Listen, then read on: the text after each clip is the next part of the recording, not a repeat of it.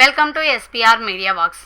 ఒక నియోజకవర్గం వరుసగా 3 సార్లు ఒకే పార్టీని గెలిపించింది. 2014, 2019, 2024 ఇలా ప్రతి ఎన్నికతో ఆ పార్టీ మెజార్టీ ఇంకా పెరిగింది. అయితే ఇది కేవలం నాయకుడి వ్యక్తిగత ప్రభావమా, లేక రేపల్లె రాజకీయాల్లో కొత్త ట్రెండ్ ప్రారంభమైందా? మరి 2029లో కూడా ఇదే చరిత్ర మళ్ళీ రిపీట్ అవుతుందా?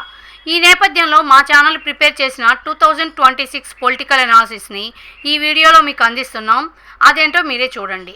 ముందుగా రేపల్లె ప్రత్యేకత ఏంటో చూద్దాం. బాపట్ల లోక్సభ పరిధిలోని అత్యంత కీలకమైన అసెంబ్లీ నియోజకవర్గాల్లో రేపల్లె ఒకటి. రేపల్లె, నిజాంపట్నం, నగరం, చెరుకుపల్లి ఈ 4 మండలాలతో ఈ నియోజకవర్గం ఏర్పడింది. కృష్ణా డెల్టా సారవంతమైన వ్యవసాయ భూములు, వరి సాగు, ఆక్వాకల్చర్, మత్స్యకార జీవనం ఇవి ఇక్కడ ఆర్థిక వ్యవస్థకి ప్రధాన ఆధారాలు. అందుకే రైతుల సమస్యలు, సాగునీరు, మత్స్యకారుల సంక్షేమం, రోడ్లు, ఉపాధి ఈ అంశాలే ఎన్నికల ఫలితాలపై ప్రత్యక్ష ప్రభావం చూపుతాయి. మరి ఈ నియోజకవర్గం ప్రత్యేకత గురించి తెలుసుకున్నాం కదా. అసలు 2019లో ప్రజలు ఎలాంటి తీర్పు ఇచ్చారో ఇప్పుడు చూద్దాం. 2019లో టీడీపీ అభ్యర్థి అనగాని సత్యప్రసాద్ గారు 89,975 ఓట్లు సాధించారు. వైఎస్ఆర్సీపీ అభ్యర్థి మోపిదేవి వెంకటరమణారావు గారు 78,420 ఓట్లు పొందారు. దీంతో 11,555 ఓట్ల మెజారిటీతో టీడీపీ విజయం సాధించింది. రాష్ట్ర వ్యాప్తంగా వైఎస్ఆర్సీపీ భారీ విజయాన్ని నమోదు చేసుకున్నప్పటికీ రేపల్లెలో మాత్రం టీడీపీ దాటికి తట్టుకోలేకపోయింది. 2019 ఫలితం ఒక సంకేతం మాత్రమే, కానీ 5 ఏళ్ల తర్వాత అదే ప్రజలు ఇంకా పెద్ద మెసేజ్ ఇచ్చారు. 2019 నుండి 2024 వరకు ప్రధాన మార్పులు: టీడీపీ ఓట్లు 21,000కు పైగా పెరిగాయి, వైఎస్ఆర్సీపీ ఓట్లు తగ్గాయి. టీడీపీ ఓటు శాతం దాదాపు 10% పెరిగింది. అంటే మెజార్టీ 3 పైగా పెరగడం ఈ ఎన్నికలలో అత్యంత కీలకమైన అంశంగా నిలిచింది. అయితే ఈ విజయానికి కారణం ఏంటి? ముందుగా టీడీపీ వైపు చూద్దాం. రేపల్లెలో టీడీపీ ఎమ్మెల్యేగా అనగాని సత్యప్రసాద్ గారు కొనసాగుతున్నారు. స్థానిక క్యాడర్, గ్రామ స్థాయి నెట్వర్క్, కూటమి భాగస్వామ్య పార్టీల సమన్వయం పార్టీకి ప్రధాన బలం. కానీ రాజకీయానికి ఒకవైపు మాత్రమే ఉండదు, మరోవైపు వైఎస్ఆర్సీపీ పరిస్థితి ఎలా ఉంది? 2019లో మోపిదేవి వెంకటరమణారావు గారు పోటీ చేయగా 2024లో ఈవూరు గణేష్ గారు అభ్యర్థిగా నిలిచారు. స్థానిక నాయకత్వం, సంక్షేమ పథకాల లబ్ధిదారుల మద్దతు మరియు కొన్ని ప్రాంతాల్లోని సాంప్రదాయ ఓట్ బ్యాంక్ వైఎస్ఆర్సీపీకి ఆధారం. అయితే టీడీపీని ఇంత బలంగా నిలబెట్టిన అంశాలేంటి? టీడీపీకి బలమైన సంస్థాగత ఓటు నిర్మాణం ఉంది. రేపల్లె, చెరుకుపల్లి మండలాల్లో పార్టీకి స్పష్టమైన ఆధిక్యం ఉంది. బీసీ, కమ్మ, కొంతమంది కాపు, రైతు వర్గాల్లో మంచి మద్దతు కనిపిస్తోంది. కూటమి ఓట్ల సమీకరణ కూడా 2024లో పార్టీకి అదనపు బలాన్ని ఇచ్చింది. కానీ ఏ పార్టీ కూడా పూర్తిగా కరెక్ట్ కాదు. టీడీపీకి కూడా కొన్ని సవాళ్లు ఉన్నాయి. అవేంటంటే, కొన్ని తీర ప్రాంత మత్స్యకార గ్రామాలు, ఎస్సీ ఆధిక్య ప్రాంతాల్లో టీడీపీకి ఇంకా పూర్తి ఆధిపత్యం లేదు.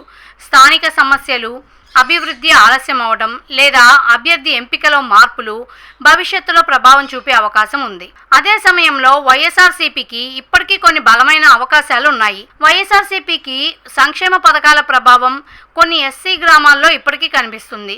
కొన్ని తీర ప్రాంతాల్లో స్థానిక నాయకుల వ్యక్తిగత ప్రభావం పార్టీకి బలంగా మారే అవకాశం ఉంది. కానీ ఈ అవకాశాలను విజయంగా మార్చడంలో ఏం అడ్డొస్తుంది? 2024లో ఓటు శాతం తగ్గటం, ఓట్ల సంఖ్య తగ్గటం, సంస్థాగత బలం బలహీనపడటం ఈ 3 అంశాలు పార్టీకి సవాల్గా మారాయి. కొన్ని కీలక మండలాల్లో పార్టీ మళ్ళీ రీఆర్గనైజ్ చేయాల్సిన అవసరం కనిపిస్తుంది. అసలు ఈ నియోజకవర్గంలో ఎన్నికల ఫలితాన్ని ఎవరు నిర్ణయిస్తారు? 2029లో బీసీ, మత్స్యకార, ఎస్సీ, రైతు వర్గాల ఓటింగ్ ధోరణి ఎవరి వైపు మొగ్గు చూపుతుందో అదే తుది ఫలితాన్ని ప్రభావితం చేయవచ్చు. కానీ సామాజిక వర్గాలు మాత్రమే కాదు, ప్రతి మండలం ఒక ప్రత్యేక రాజకీయ కథ చెప్తోంది. నిజాంపట్నం మరియు నగరం మండలాలు ఎన్నికల ఫలితాన్ని ప్రభావితం చేసే అవకాశం ఉంది. ఇంకా ఆసక్తికరమైన విషయం ఏంటంటే, మండలాల కంటే కూడా కొన్ని గ్రామాలే విజయాన్ని నిర్ణయించే స్థాయిలో ఉన్నాయి. అలాగే స్థానిక అభివృద్ధి, ఉపాధి, తాగునీటి సమస్యలు, మత్స్యకార రంగానికి సంబంధించిన నిర్ణయాలు కూడా కీలకంగా మారే అవకాశం ఉంది. ఇవన్నీ చూస్తే 2029లో ఎవరికి ఎక్కువ అవకాశం ఉంది? కానీ భవిష్యత్తు గురించి చెప్పే ముందు ప్రస్తుతం 2026లో రాజకీయ పరిస్థితి ఎలా ఉందో కూడా చూద్దాం. ప్రస్తుతం అందుబాటులో ఉన్న ఎన్నికల ధోరణుల ప్రకారం రేపల్లెలో టీడీపీకి స్పష్టమైన రాజకీయ ఆధిక్యం కనిపిస్తుంది. అయితే ఇది 2029 ఫలితాన్ని ముందే నిర్ణయించిందని చెప్పలేం. ఎందుకంటే ఎన్నికలకు ఇంకా సమయం ఉంది. స్థానిక రాజకీయ పరిణామాలు, పార్టీల వ్యూహాలు, అభ్యర్థుల ఎంపిక, ప్రజల సమస్యల పరిష్కారం వీటన్నిటి ప్రభావం భవిష్యత్తులో కనిపించవచ్చు. ఇలా అన్ని అంశాలను పరిశీలించిన తర్వాత మా విశ్లేషణ ఏం చెప్తోంది? ప్రస్తుతం రేపల్లె టీడీపీకి అత్యంత బలమైన నియోజకవర్గాల్లో ఒకటిగా కనిపిస్తుంది. కానీ విజయాన్ని ఎప్పటికీ గతి ఫలితాలే నిర్ణయించవు. ప్రజల నమ్మకం, నాయకుల పనితీరు, స్థానిక సమస్యల పరిష్కారం ఇవే చివరికి తీర్పును నిర్ణయిస్తాయి. అయితే ఇక్కడ ఒక కీలక విషయం మాత్రం ఎప్పటికీ మర్చిపోకూడదు. రేపల్లెలో ప్రజలు కేవలం పార్టీని మాత్రమే చూడరు. అభ్యర్థి అందుబాటు, గ్రామాల్లో పర్యటనలు, రైతు సమస్యలపై స్పందన, మత్స్యకారులకు ఇచ్చే ప్రాధాన్యం, స్థానిక అభివృద్ధి ఇవన్నీ ఓటర్ల నిర్ణయాన్ని గణనీయంగా ప్రభావితం చేస్తాయి. అందుకే 2029లో కూడా ఎవరు గెలుస్తారన్నది ప్రచారం కంటే ప్రజల విశ్వాసం పైన ఎక్కువగా ఆధారపడి ఉంటుంది. మరి మీ అభిప్రాయం ఏంటి? 2029లో రేపల్లె అసెంబ్లీ నియోజకవర్గంలో టీడీపీ వరుస విజయాన్ని కొనసాగిస్తుందా, లేక వైఎస్ఆర్సీపీ బలమైన కంబ్యాక్ ఇస్తుందా? మీ విశ్లేషణని కామెంట్లో తప్పకుండా తెలియజేయండి. ఇలాంటి పొలిటికల్ అనాలిసిస్ కోసం ఎస్పీఆర్ మీడియా వర్క్స్ ఛానల్ని సబ్స్క్రైబ్ చేసుకోండి. మరో ఇంట్రెస్టింగ్ పొలిటికల్ అనాలిసిస్తో మళ్ళీ కలుద్దాం. Thanks for watching.